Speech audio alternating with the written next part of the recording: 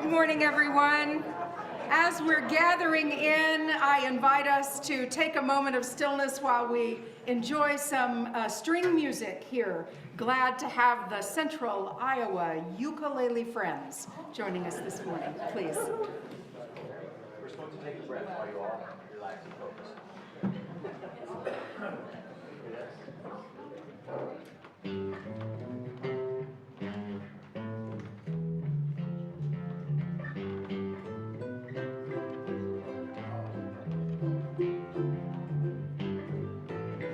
I'd like to be under the sea, in an octopus's garden in the shade.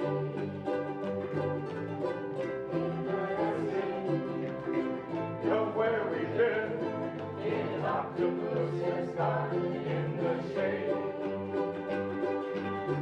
I want some friends to come and see an octopus's garden with me. I'd like to be under the sea, in an octopus's garden in the shade. Will it be warm? Think of the storm, in a little highway beneath the waves. Your head on the seabed, in an octopus's garden in a cave. We would sing and dance around, because we know we can't be found. I'd like to be under the sea, in an octopus's garden in the shade. We would shout and swim about the coral that lies beneath the waves. What joy for every girl and boy, knowing we're happy in the same.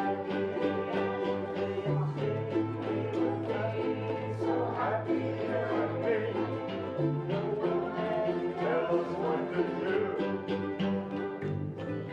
I'd like to be under the sea, in an octopus's garden with you. In an octopus's garden with you. In an octopus's garden with you.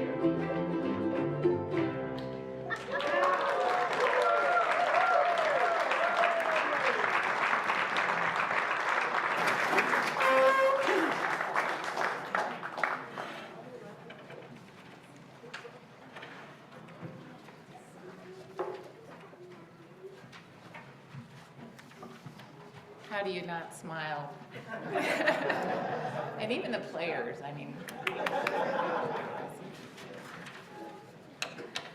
Good morning and welcome. My name is Mary Darrow and I serve on your fellowship board of directors. I want to thank you all for being here today and extend a special welcome to any visitors.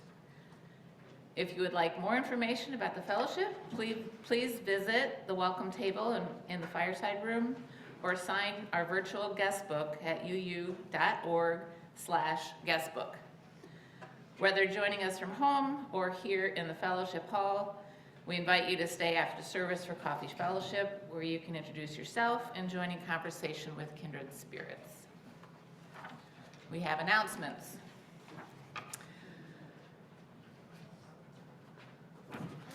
Somewhere. That's not it. This one. Let's see, announcements. The original setup crew for this afternoon's Deaf Cafe is currently unable to do heavy lifting. If you can help set up some card tables and chairs after the crowd starts to dissipate after today's service, please let Rilla know. A membership exploration class will be held next Saturday, October 19th from 11 to 2. If you're interested in learning more about membership here at the fellowship, please sign up at the welcome table or contact Jamie. 4 shillings short, the dynamic Irish duo who gave St. Patrick's Day concert here has another UFA concert coming up Saturday, October 26th at 3:30 p.m. If you'd like to purchase tickets in advance, please see Kitty in the fireside room. Where's Kitty? Robin after the service. Robin. Everyone is invited to the parking lot party. Yes, you heard that right. The Grounds and Landscape Committee is sponsoring a party in the lower lot following the Sunday service next Sunday. Join us for hot apple cider, popcorn, and snacks. If you can pitch in to rake some leaves, spread some mulch, or ready the property for winter, all the better. We have rakes and tools, or you can bring your own. Whether you come in your Sunday church clothes to cheer the workers or dress ready to rake leaves, we hope you'll join us in the fun. And children are also welcome, so you all can come help or hang out or just have popcorn and cider next week. Wait, it says that Kelly interrupts, and then you have something else to say. Oh, okay. Yes, okay. So my announcement that didn't get on the list is our ACLU phone bank for reproductive justice that was scheduled for tomorrow night has been canceled. There was an family emergency with our contact at ACLU. Everyone's fine, but we'll have to do something with them some other time, but not tomorrow night. Now, turn it over because there's a really important thing for you to say. Lastly, oh yeah, there really is. Kelly interrupts at the bottom. Funny. Okay. Lastly, we will have a fire drill immediately after today's service. So stay put. After the closing song, Ben, our incident commander, will come up and share some instructions before sounding the alarm. Then we're given the all clear. We'll have our usual coffee fellowship time.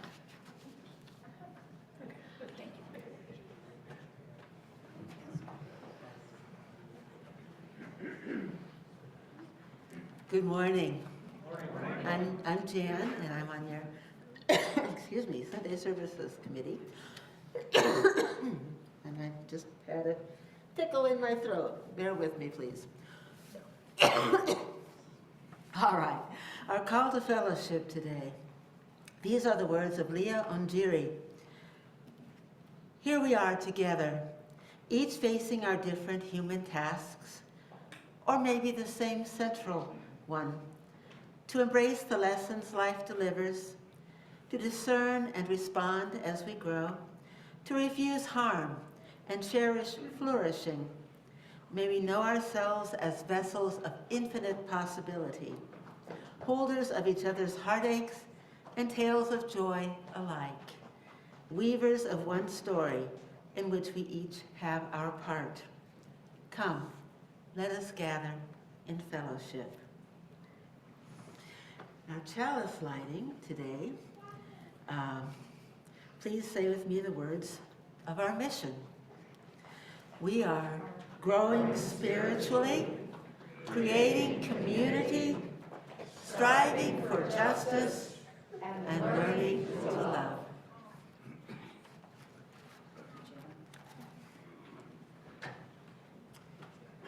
And now we have an opportunity to sing together. If you will rise in body or spirit, we're going to sing number 121, We'll Build a Land, in our Gray Songbook, and the lyrics, of course, will appear up here as well. We'll build a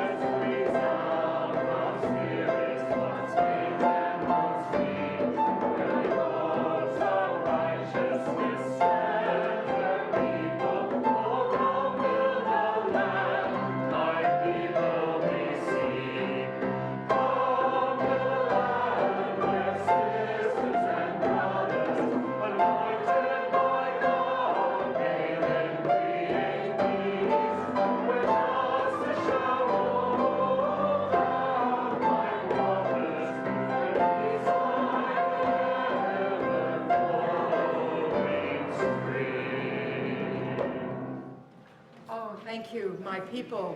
Please be seated.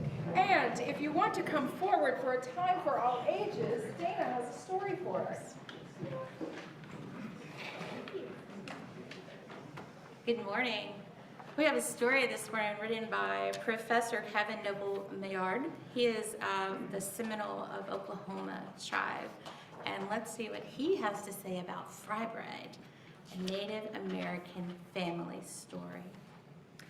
Fry bread is food: flour, salt, water, cornmeal, baking powder, perhaps milk, maybe sugar, all mixed together in a big bowl.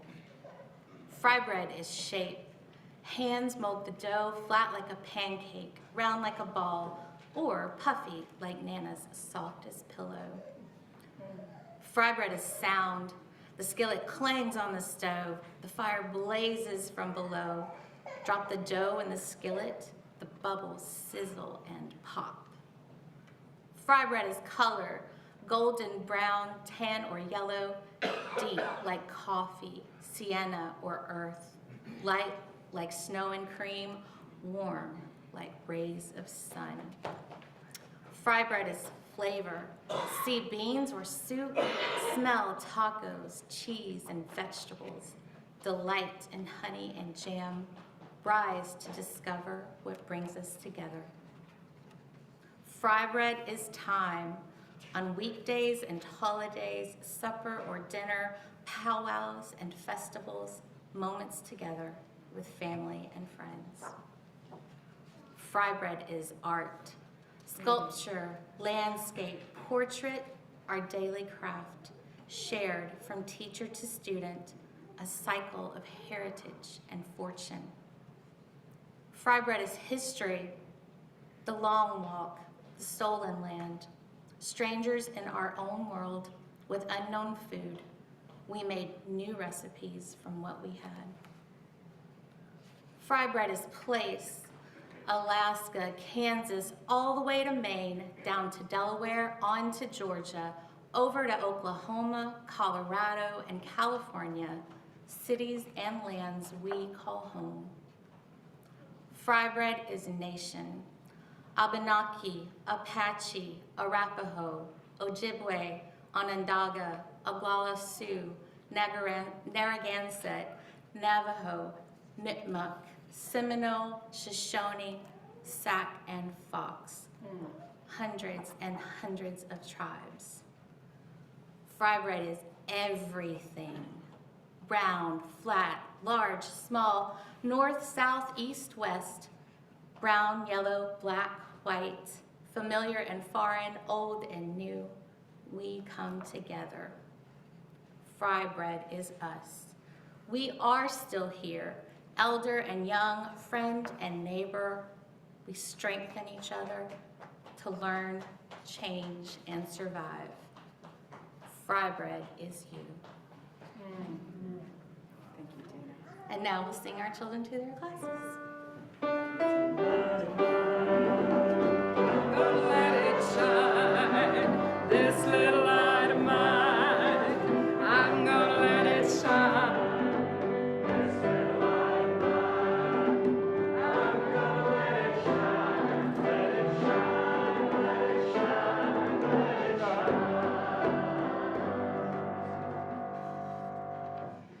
Well, that's good stuff. Well, I am delighted to introduce our October offering recipient. Half of, as many of you know, half of our non-pledge offering each month goes to an organization in Iowa or nationally that is doing amazing work. And today, our organization, in October, our organization is the Iowa Abortion Access Fund. And boy, do they do good work. I'm delighted to say that we have two people from the organization here today, Leah Vanden Bosch and Sue Ravenscroft, right back here. Thank you for the work you do. The most important way that we can support people who need care getting reproductive services that they need is to contribute to abortion funds. They help people with travel, with procedures themselves, with arrangements.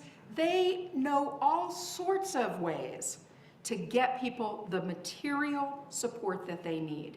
I can't say enough good about how the nationwide network of abortion funds works and how the Iowa Access Abortion Fund, the only statewide fund in the state of Iowa, provides helping people get to places where they can get the reproductive care they need. As we know, it is severely limited in the state of Iowa, and so we've got to get people to places where they can get the care that they need. The Iowa Access Abortion Fund provides all of this kind of assistance in a compassionate, caring, professional way. So we are delighted to honor you with our support, and we'll be able to do that all month long. The other half of the offering goes to support programs here in our fellowship that make this a community of inspiration, transformation, and belonging. So we're going to pass the baskets here in Fellowship Hall. But for those of you at home, good morning, we're delighted to see you. Or here with a cell phone, you can go to uufames.org/give to make your contribution today. And if you're visiting with us, please know that your presence is gift enough. Thank you so much for your generosity as we give and receive this morning's offering.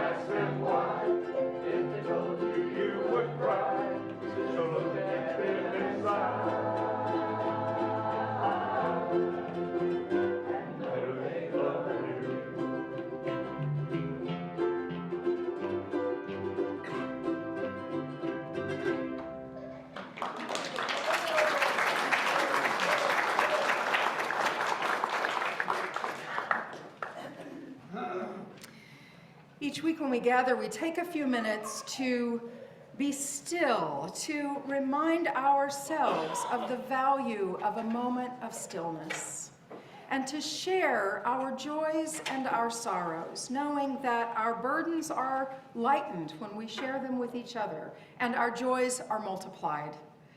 We did not have specific joys and sorrows that were shared with us this week, though you have a little code to scan on your order of service. If you ever have a joy or sorrow to share, that's one way you can let us know about it, and somebody will reach out to you. Because we are a community that cares for each other.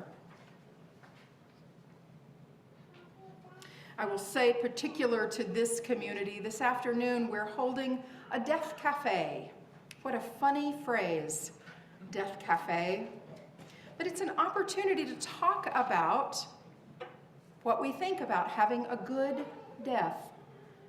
That way that we all are going, one time or another. We are finite. And so this afternoon, if you want to come and talk about what it means to have a good death, 2 o'clock here, we will engage in tender conversations because we hold each other in community. We hold the wider world in community on this Indigenous Peoples Weekend. I am thinking of Indigenous people all over the planet. This week held the anniversary of the attack, the massacre in Israel on October 7th, and Yom Kippur, and it also holds for me, thinking of Indigenous people, perhaps you, thinking of the thousands and thousands of Palestinians who have been killed in this conflict. I'm thinking of Indigenous people the world over, including in our own backyards. People who live on the margins of this system that we have created. Important to remember that our care extends here and beyond. Let's take a few moments of quiet together, and if you have folks that you are thinking of, especially on your hearts, lift them up into our shared space together. Shirley. Pam Stout. Andrea.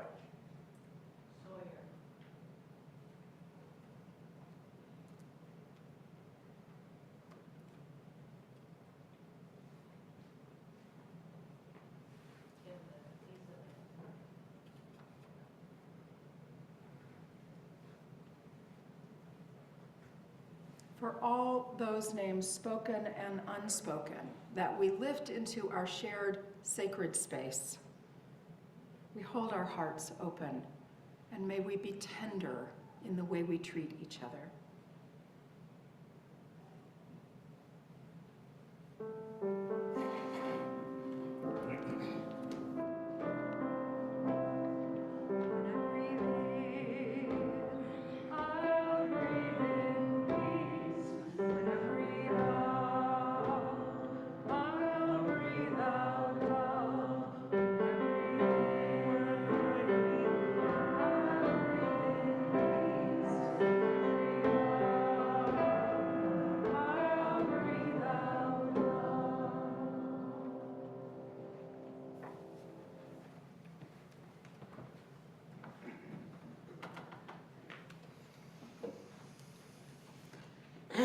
Excuse me again. This reading is from Karen Van Fossen's memoir, Fire at the Center, Solidarity, Whiteness, and Becoming a Water Protector. Van Fossen is a white woman who served the Bismarck Mandan Unitarian Universalist congregation in North Dakota, which offered material support to the Oceti-Sakowin Water Protector Camp. Excuse me.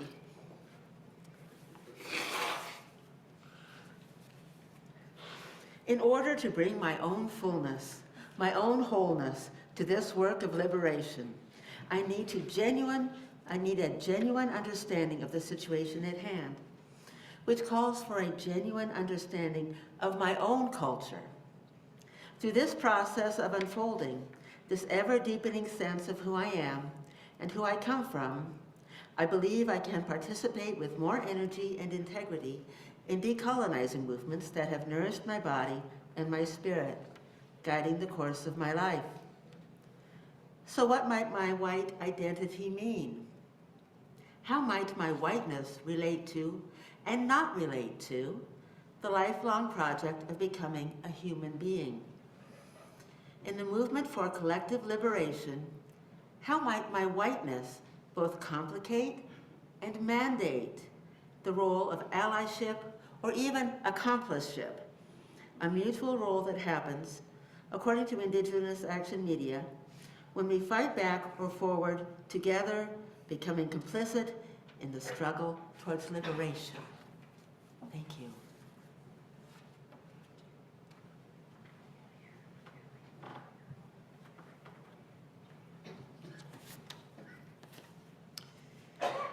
There was one moment that I remember most at the Treaty People gathering to stop Line 3 in June of 2021.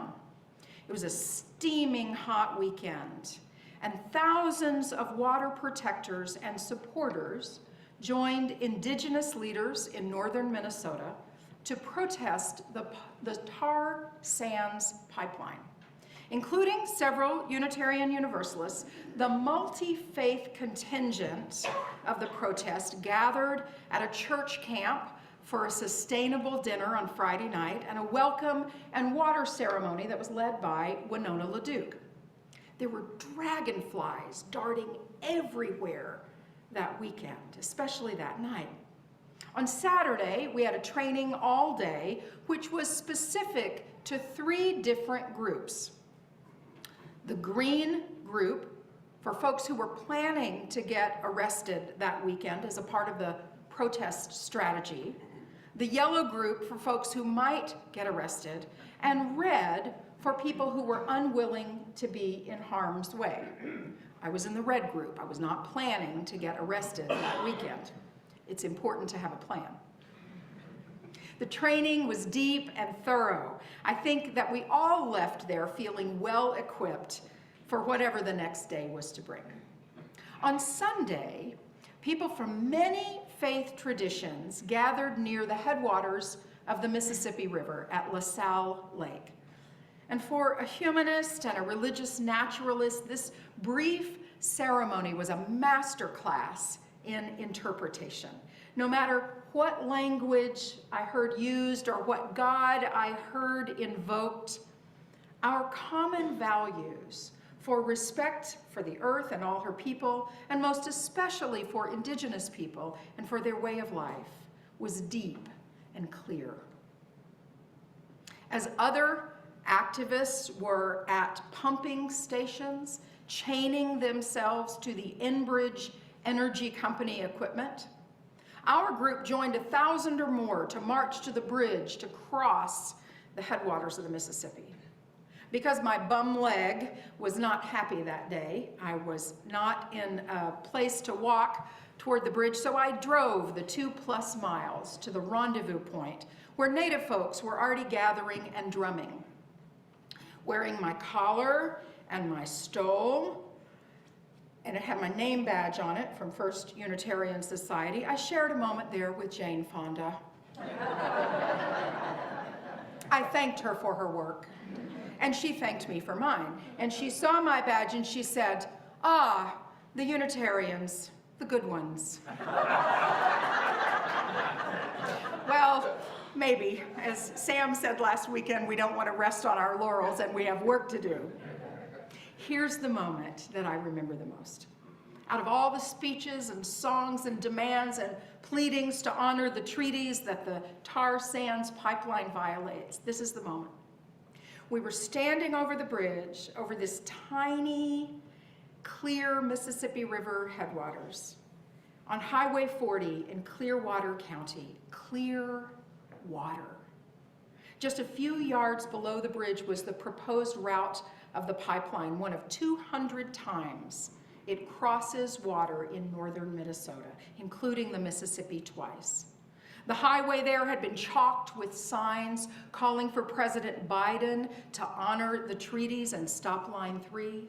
Ojibwe drummers were holding the space, and the dragonflies were darting everywhere, darting around their heads. We were watching the road to the east waiting. And as 1,000+ marchers approached closer and closer to the bridge, led by drummers to join the drummers that were already there with us, the dragonflies swarmed and swarmed, joining the cacophony of sound and power with their frenzied buzzing. It was an incredibly powerful moment for anyone who was present. The power of people coming together with the intention of holding back the destruction of our precious waters and our precious earth. There were speeches and a tobacco ceremony in the water. The grandmothers of the RISE Coalition, Resilient Indigenous Sisters Engaging, led songs and prayers. Elsewhere, the Red Group was getting arrested.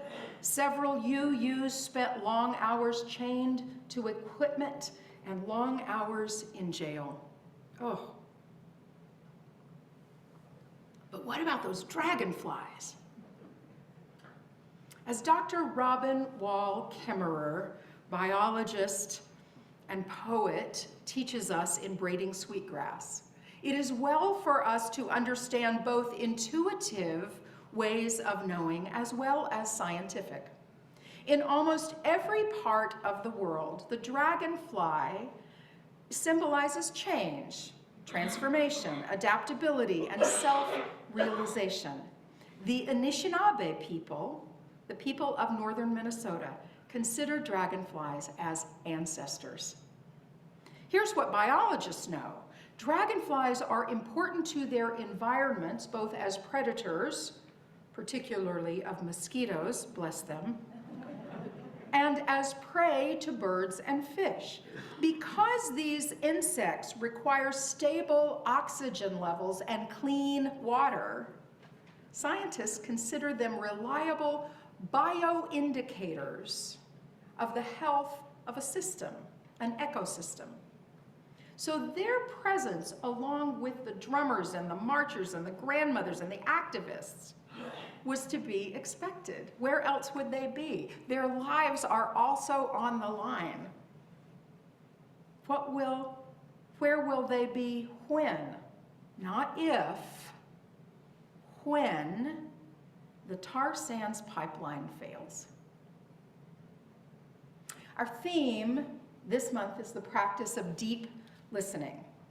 And on this Sunday before Indigenous Peoples Day, I invite us to listen to what spirit and conscience are saying, to listen to new ways to understand ourselves, to listen past any shame or guilt we might carry, that we might better hear what is calling us forward.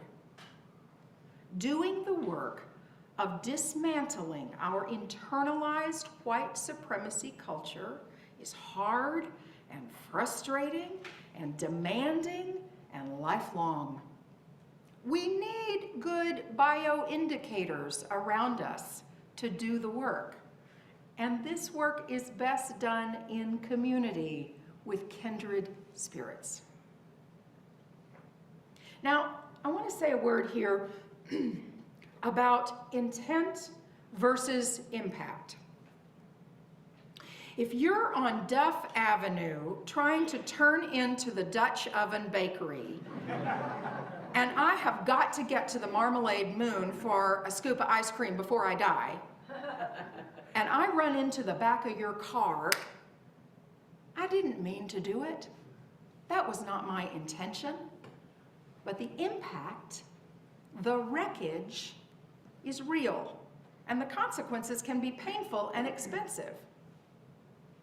If it helps you to do so, let's think of colonialism and all the effects of white supremacy culture in terms of impact. Impact, not intent. Many of our ancestors came to this land with good intentions and a spirit of adventure, seeking new opportunities and bright futures. And for many of them, their goal was successful. And the impact of a racist system of laws and treaties, of the long and treacherous force of the doctrine of discovery, means today that we are called to deep listening of that impact, that we might discern new ways of repentance and repair and of living more justly. Our mission statement says that we are learning to love. Please, please, this morning and always, let's learn that love here means that we build muscles to look at how many of us in this room are beneficiaries of white supremacy culture, to learn how to be present with any painful feelings that come up, because they come up. Let's learn to be present with them without letting them paralyze us, so that we can be about the work of striving for justice. There's a new phrase for me in Karen Van Fossen's book, A Fire at the Center. I'd heard of settlers and I'd heard of colonialism, but I didn't really get settler colonialism. You all may know this, but it was new to me. So I did a little digging to understand more. What do we mean by white settler colonialism? The Learning for Justice initiative of the Southern Poverty Law Center says this: we can begin by defining settler colonialism as it relates specifically to indigenous people of North America. The goal of settler colonialism is the removal and erasure of indigenous people in order to take the land for use by settlers in perpetuity.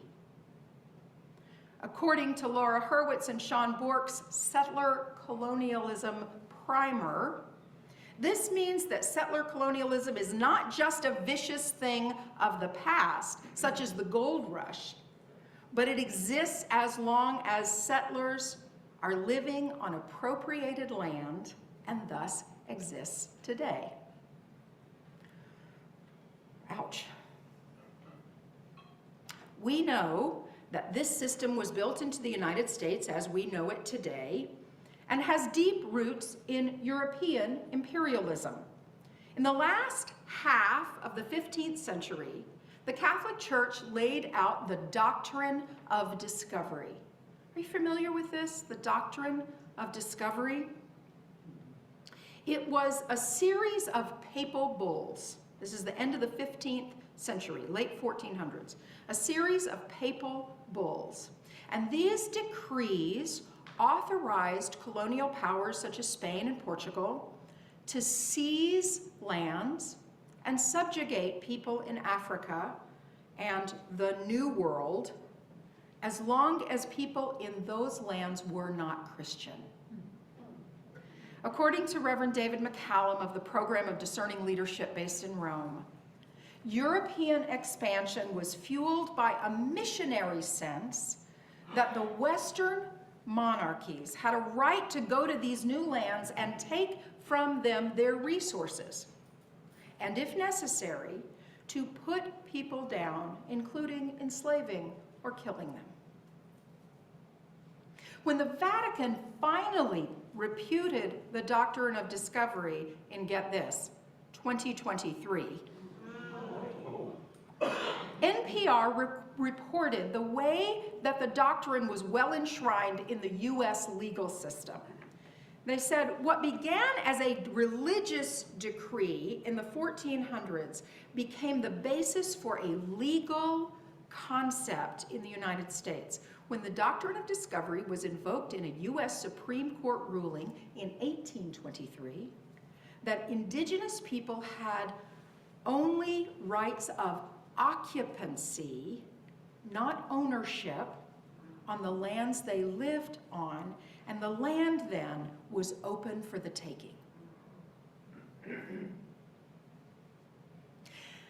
I think the way that I learned US history, the way that school history was taught to me in Texas, was that there was this vast, open, unclaimed space, empty space, like a sheet of blank paper, that allowed settlers to come in and claim it and pursue the activities that allowed us to become the country that we are today.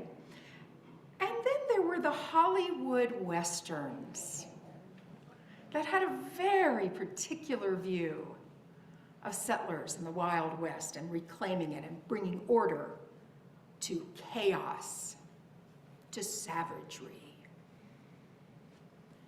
That's one way that whiteness, it's two ways actually, that whiteness attached to a narrative in me of this country and my place in it. It wasn't that somebody said, Kelly, whiteness is better than anything else. It was that other stories were erased and those narratives attached. So I'm working to shake loose those faulty learnings, and it doesn't feel good. It's kind of uncomfortable, right? And I don't want to make my dad wrong who loves Westerns. And I don't want to make those teachers wrong who were teaching me what they had been taught. But I'm working to shake loose those faulty learnings. When we know better, we do better. Here's how Van Fossen explains it. She says, when I look at the sweep of human history, I realize that whiteness is a relatively new organizing strategy. Having been invented only a few hundred years ago, whiteness isn't that much older than the settler colonialism from which it has arisen. I see the connections between European imperialism, settler colonialism, and whiteness this way. Imperialism, through the Roman Empire, various European empires, and the US empire of today, has everything to do with expansion. By increasing its territories and holdings, an empire can increase wealth and power, particularly for the already wealthy and powerful. For the sake of this expansion, empires sometimes engage in the project of settler colonialism, recruiting everyday settlers to inhabit imperial colonies. These settlers are there to disturb, displace, destroy, and even claim to own other people, beings, and lands. From here, those who descend from European peoples became racialized as white in order to better serve the empire of the United States. In this hyper-racialized system, we white people, in exchange for our loyalty to the empire, ouch, receive colonial privileges that tend to be violently denied to everyone else, making whiteness a tool of settler colonialism, just as settler colonialism is a tool of imperialism. Whew, there's a lot in there. I've been reading this quote for several days now, and I'm still teasing it apart. I want to just say, by the way, I don't always do this, but I do have the text of this talk available if you decide you want it later with footnotes. Today we sang what for me is a beloved hymn, We'll Build a Land. I love that song. I love the message. I love that we can sing it out big. And I chose it for us today because it is problematic. Oh, man. Another song that we love and we sing well, and now we can't sing it because it's politically incorrect. Oh, what's wrong? What's wrong with this one? Well, as the Reverend Meg Riley, who is the current co-moderator of the Unitarian Universalist Association, shared after she had chosen this hymn for a social justice service that she was giving. She said a Native American UU woman said the song was hurtful for her. To hear rooms full of white people singing about building a land does not bring hope. It brings grief and anger. Meg wrote, my inner voice, the all-knowing voice of whiteness that I've been trained to respect and obey, said something like, well, my, isn't she oversensitive? This is a biblical text. The words are adapted from Amos and Isaiah and were written long before Columbus sailed to the New World, and anyway, I love it. But here's where she really hits it for me. She says, "For years, I located my hope in the beautiful, compelling words of this song, in affirmations of a better world that we could make someday. But gradually, I realized this beautiful future is not where I might find hope. Hope is found in transforming narratives of oppression and injustice into new stories, new narratives of equality and justice. And that always happens in the present." Now, I've probably got an earworm from this morning. I may continue to sing this song on my own in my own private playlist. And you don't have to agree with me or Meg about this, and I'm not telling you you can't sing that song. I'm telling you that I may not choose it again for a Sunday morning. Because we say and we mean that we want to be welcoming to all and hurtful to none. As we continue to investigate our own whiteness, we learn that what we want may not be the highest priority.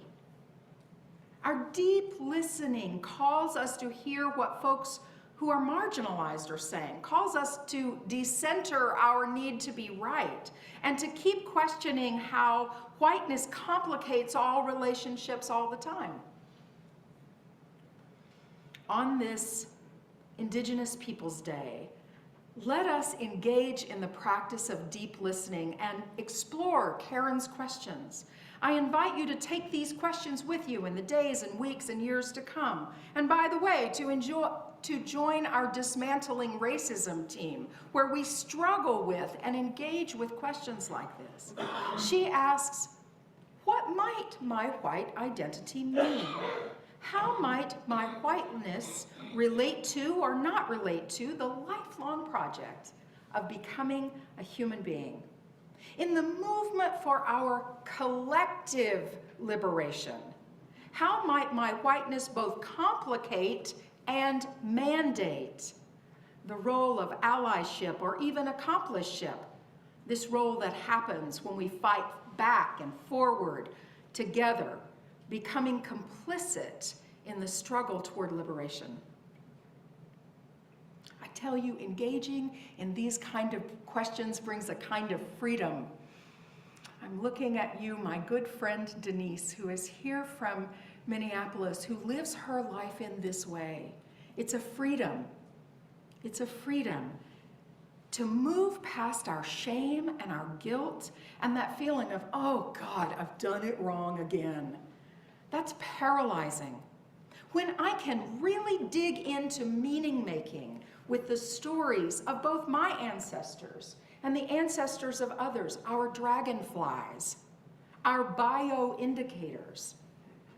I can listen to current Black, Indigenous, and other people of color who are calling, who are asking, who are begging for white people to deconstruct our whiteness so that it doesn't continue to lead us around by the nose, so that we can be more empathic, active, balanced people, good ancestors to the next generation, sharing this precious earth. When we can do that, these questions are generative and life-giving. They are not meant to be shame-inducing. Hear me. Don't go out of here with your shame amped up. And if you do, please call me and let's talk about that. This is hard work and there are stages to it. They can be painful, but we build that muscle to undo the wreckage of our past. And that is holy, powerful, sacred work. These words are from Braiding Sweetgrass. We need acts of restoration, not only for polluted waters and degraded lands, but also for our relationship with the world. We don't have to avert our eyes in shame. We need to restore honor to the way we live so that when we walk through the world, we don't have to avert our eyes with shame, so that we can hold our heads up high and receive the respectful acknowledgement of the rest of the world's beings, including those dragonflies. May it be so, and blessed be.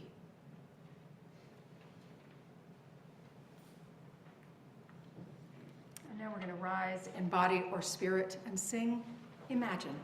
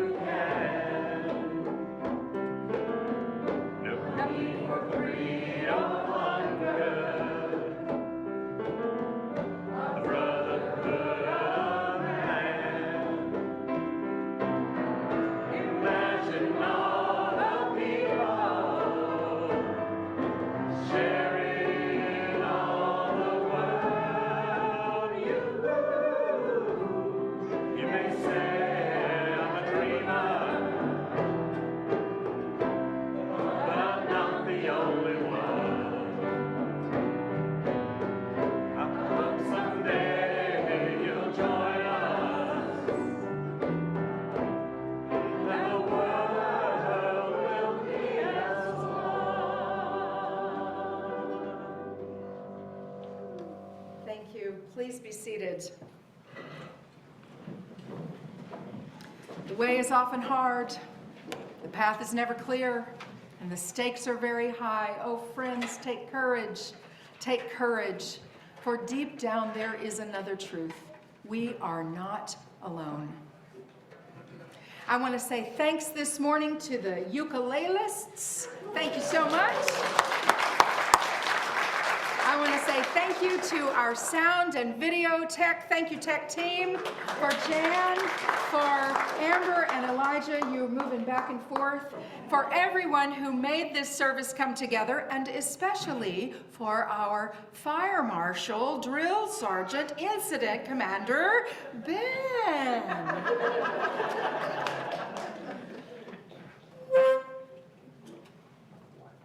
But we stay here while they play, right? Yeah. Don't go nowhere. Don't go.